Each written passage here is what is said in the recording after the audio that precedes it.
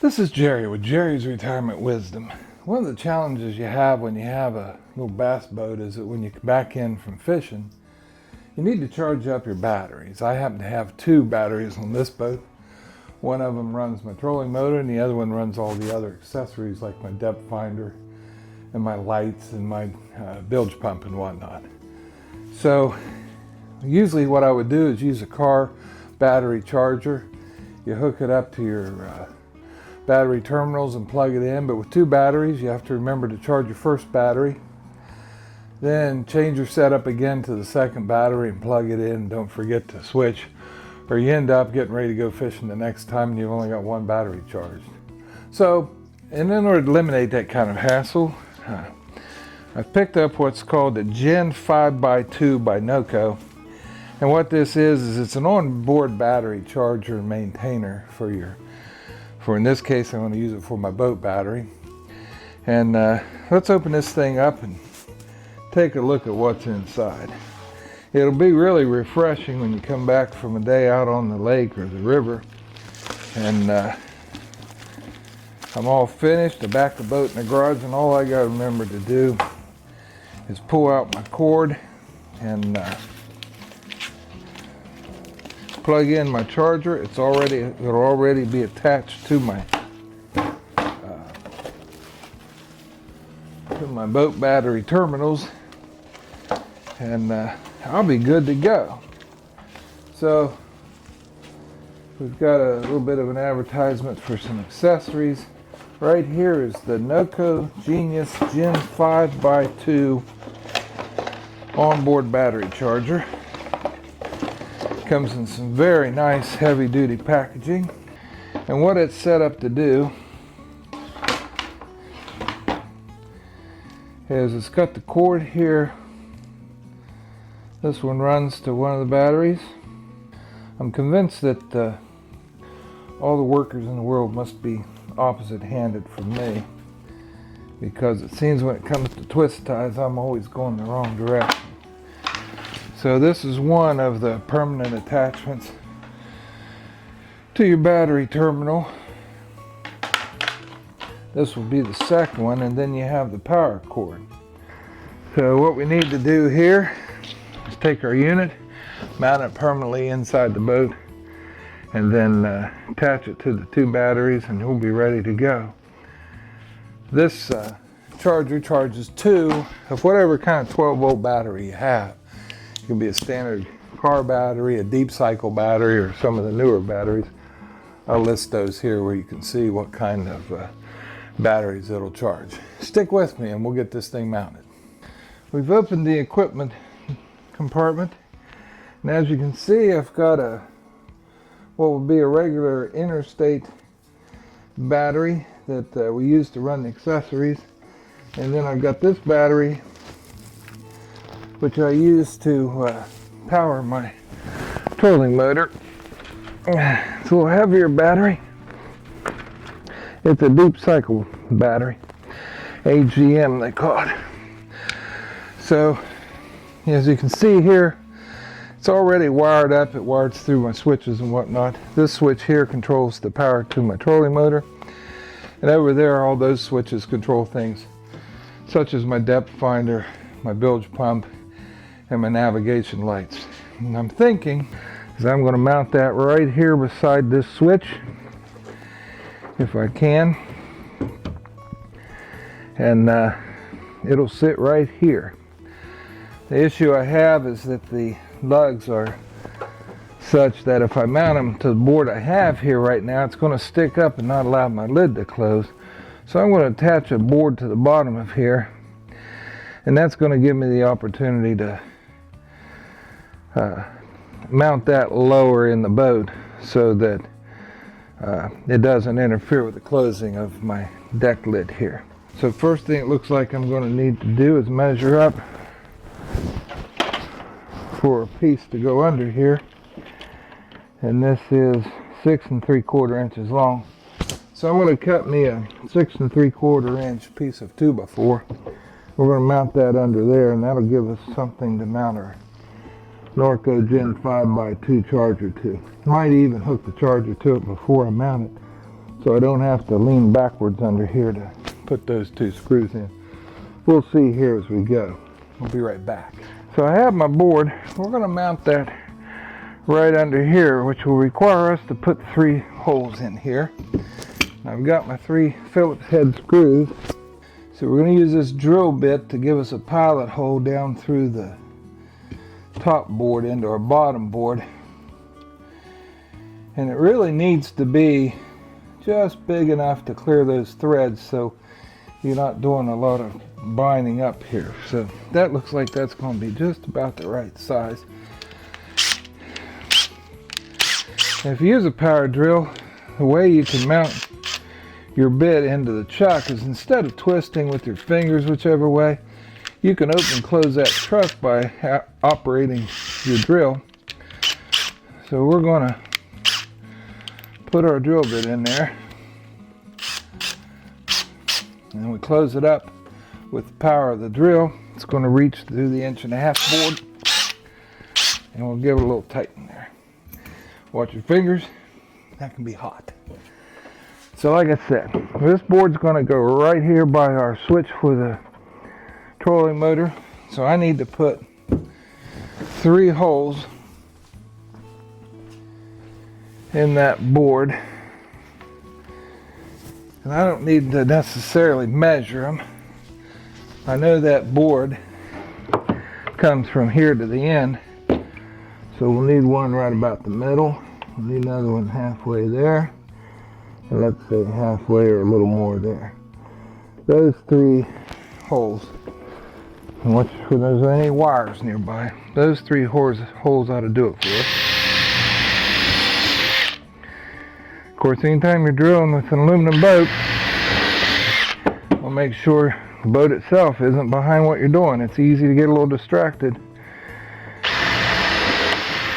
Next thing you know, you'd have a big problem. So we're done with the drill. We'll grab our impact driver. It's got the Phillips here all ready to go. So we're going to kind of start our screws where they go, so I don't have to hold them and hold the board both. And we're going to set this board right up under here, right there, hold it in place. I could even put a clamp on it if I needed to, but I think we're going to be okay here.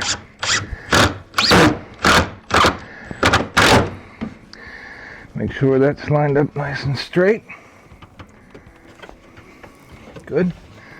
Put our other 2 screws down. And one here. So what you'll notice here is I have 2 blocks of wood. That one's a 6.5 inch block of wood. I found out when it's mounted under here and I go to put my charger on it, with this screw mounted, it's going to hang over here and barely catch. So just to be prudent, I went back and I made myself a 7.5 inch board, which will work out much better for mounting my charger. And the charger comes with these self-tapping screws with a fine thread. And if you're going into metal, those would be perfect. But what I'm doing is I'm going into a piece of wood. So instead of using those, I'm going to use some square drive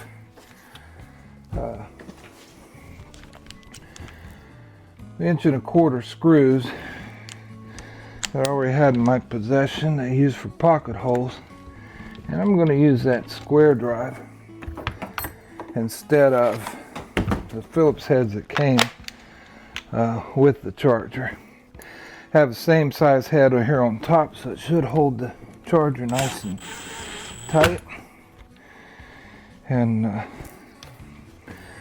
those have a coarse thread, which is better in wood than fine thread for holding this in place. And there you have it. I've got my battery charger maintainer already hooked to the board that I intend to mount underneath here. We'll move our trolling motor switch over just a little bit.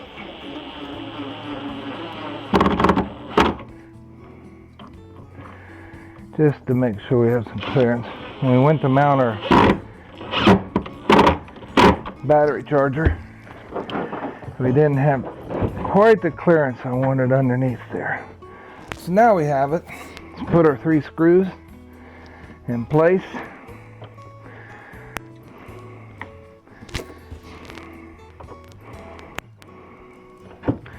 And let's mount this thing up.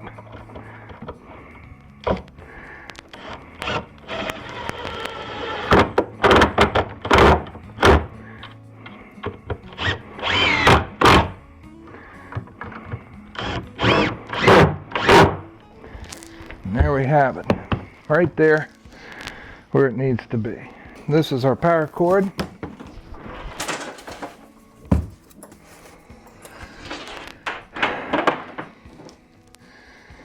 These have inline fuses, as you can see right here.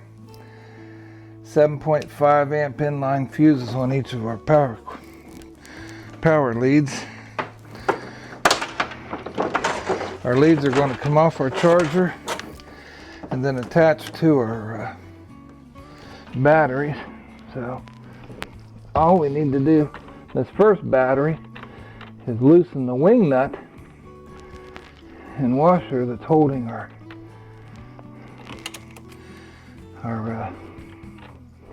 red wire to the battery, and reinstall that. Not bad, because we have a wing nut down here.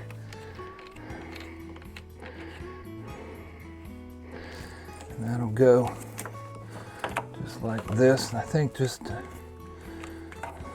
put it right there. Okay, this one over here. Same thing, remove our wing nut. And drop it down in there. We'd have to go fishing for it. Okay, I got that here. So I'm just going to leave that hook there. Put our negative lead on with the washer on top. And then reinstall the wing nut. And for the first battery, that's our connection. If I find the connection's a little loose in the future, I might want to tighten that up with a couple of nuts.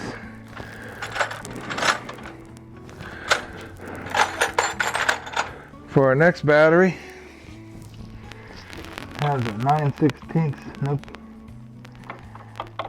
has a 1/2 inch nut on the top here. So we'll just take our nut loose.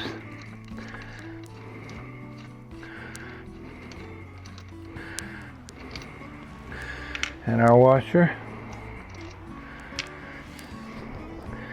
And we'll take our other set of cables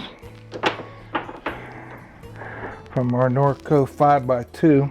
5x2, I believe, stands for 5 amp by 2 batteries. And we'll put that lead on there,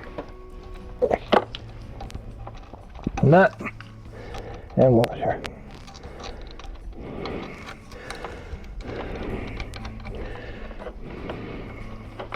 Swing it around that way. Okay. And we'll tighten that in, that 1/2 inch nut back down.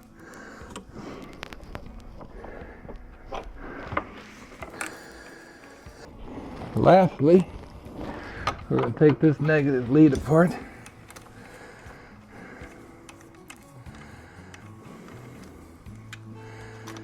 Take that in the washer. And we're going to put a negative lead from our battery charger on there. Reinstall the washer and our 1/2 inch nut.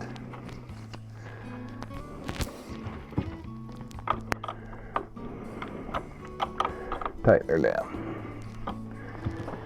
Okay, got a lot of loose wires here, which I don't care for. I think what we might do is take each of these cables that are kind of loose and flopping around, and let's stick a couple wire ties on there.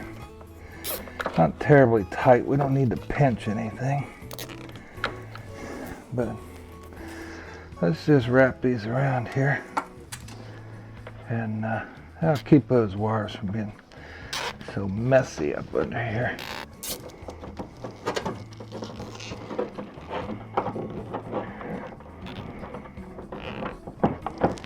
Okay, let's nip off these loose ends just to neaten things up a little bit. We've got our battery charger plugged in, and really all we have left to do is just push the power button and push the power button on this one, and you select what type of